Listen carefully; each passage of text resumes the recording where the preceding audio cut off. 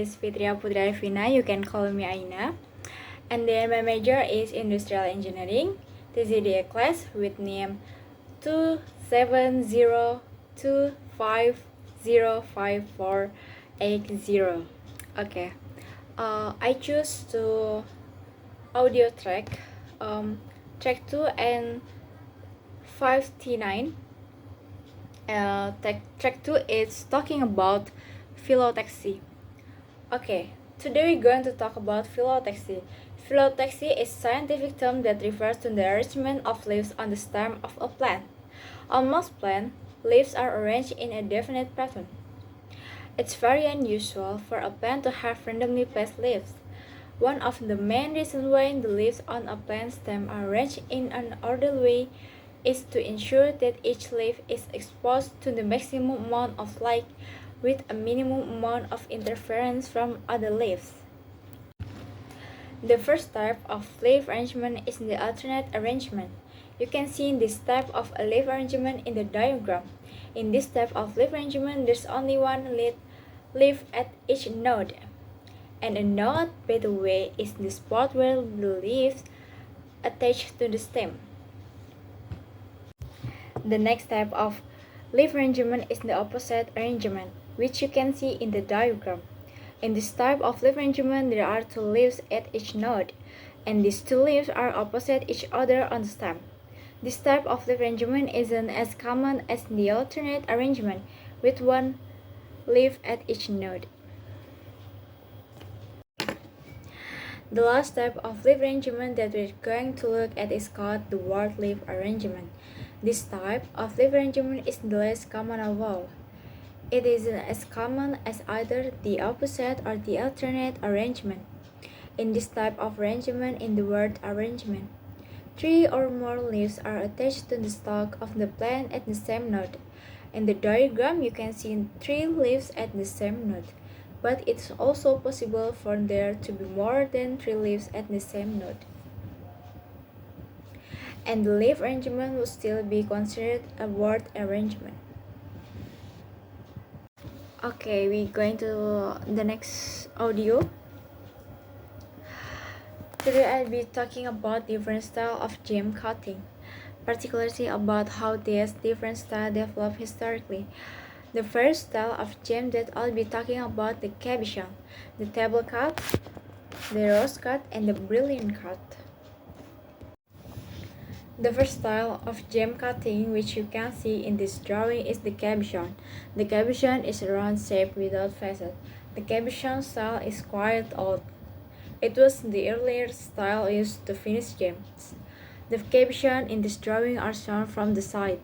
A cabochon could be a simple cabochon with a round top and a flat bottom, or it could be a double cabochon which is round on both the top and the bottom. It was discovered early on that powders of harder materials such as diamond could be used to polish gemstones, and many ancient cultures used this method to finish gems. The cabochon cut was not a facet cut. A facet, for those of you who don't know, is a flat surface cut into a gem. It's not clear when faceting of stones first developed. Stones were faced as early as the 15th century in Europe, and they may have been faced earlier than that in other cultures. Now, we look at one of the earlier styles of facet gem, the table cut. You can see a table cut stone from the top and from the side in this drawing. An interesting thing to note is that early stones faced in this way were probably not actually cut but were processed to this shape using powder of harder stones such as diamonds. It does look like it was cut, but the stone was polished to this shape. Some stones, including diamonds, occur naturally in eight-sided double pyramids.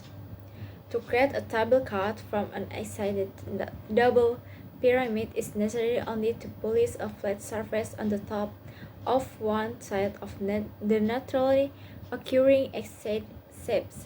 The next stage in the development of gem cutting is the rose cut. In a rose cut, the stone is actually cut rather than polished. This was one of the earliest methods of testing the entire surface of a diamond or other gem. It's a very pretty cut, isn't it? As you can tell from its name, it's supposed to look like a rose in bloom.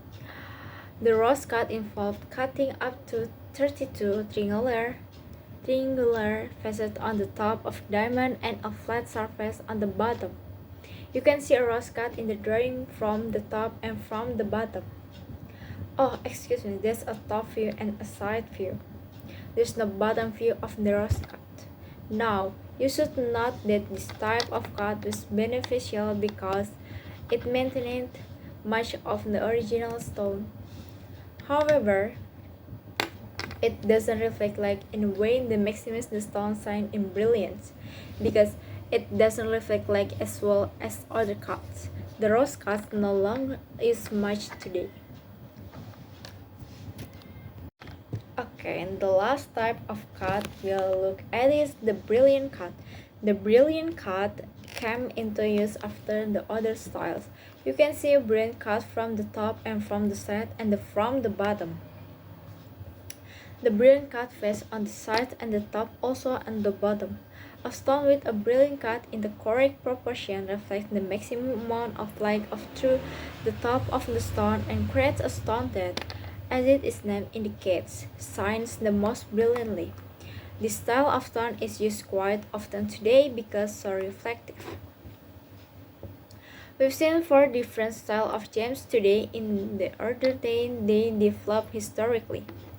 Two of them, the cabochon and the cable cut, are polished rather than cut to create the style, while the other two are actually cut.